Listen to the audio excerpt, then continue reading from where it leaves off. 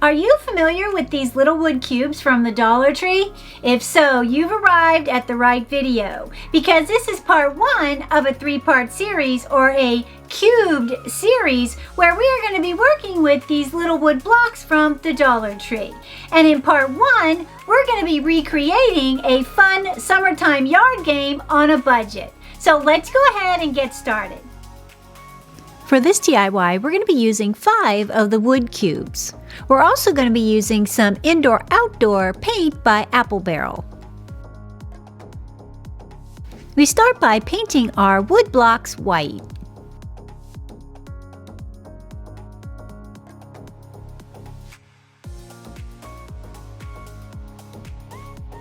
Now that we have our blocks painted white, we're going to bring back in our black indoor-outdoor paint by Apple Barrel and our spouncer, and we're going to add dots to our blocks.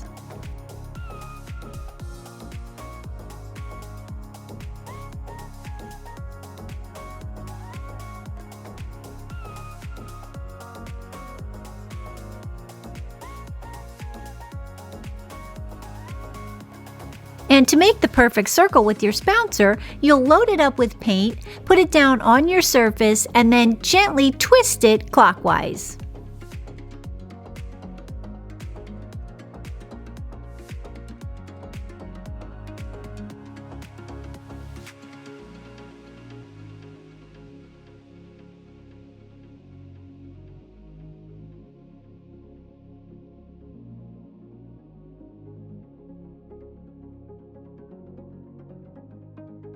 And once our single dots have dried, we're going to flip it over to the opposite side of the block.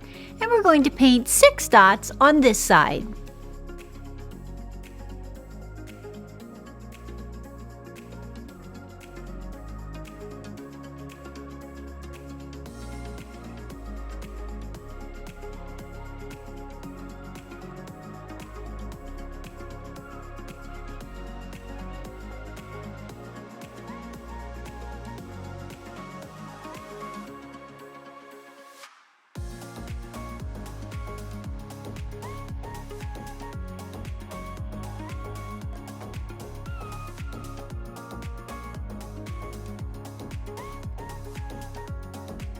Now that we have our 6 dots painted, we're going to flip our cubes over and we're going to paint 5 dots on this side.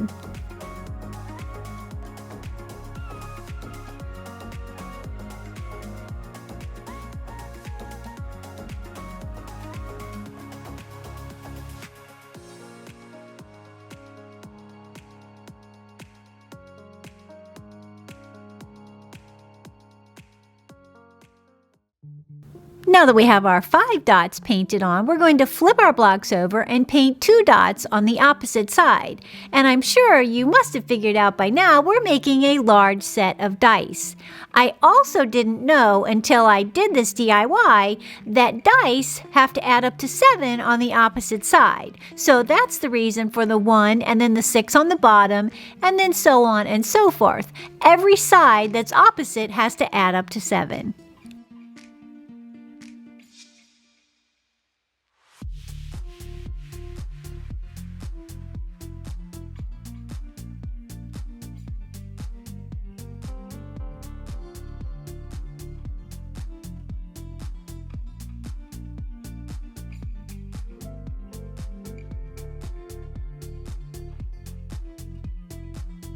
And once your dice have dried completely, you'll come in with a clear coat of some sort. I'm going to be using this matte clear enamel by Rust-Oleum.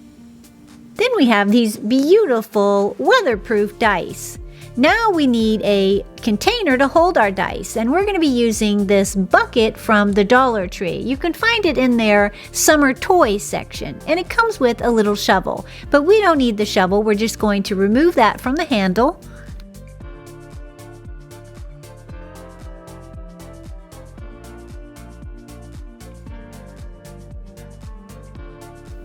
And since we're recreating the popular Yahtzee game on a budget, we also need to add a vinyl decal to our bucket.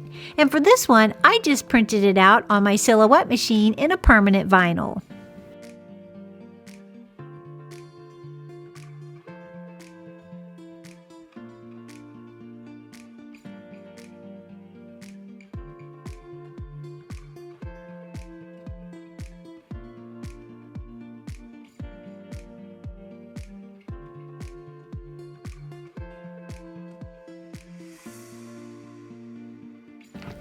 once you have this adorable container for your dice, we need some rules and a scorecard.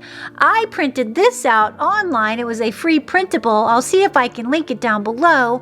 And I also wanted to make them weatherproof, so I bought these self-sealing laminating pouches from Walmart.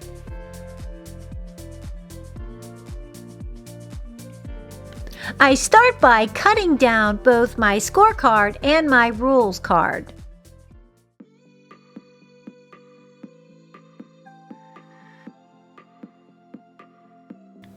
I then place them on my laminating sheet and laminate the backside.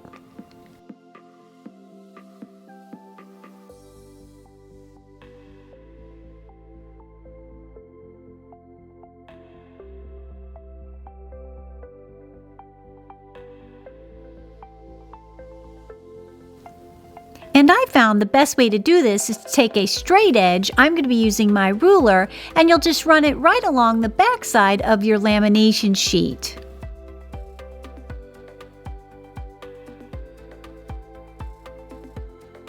Once you're done pressing that down, you'll cut your cards in half and round the corners. You need to round the corners because the lamination sheets can get quite sharp if left squared.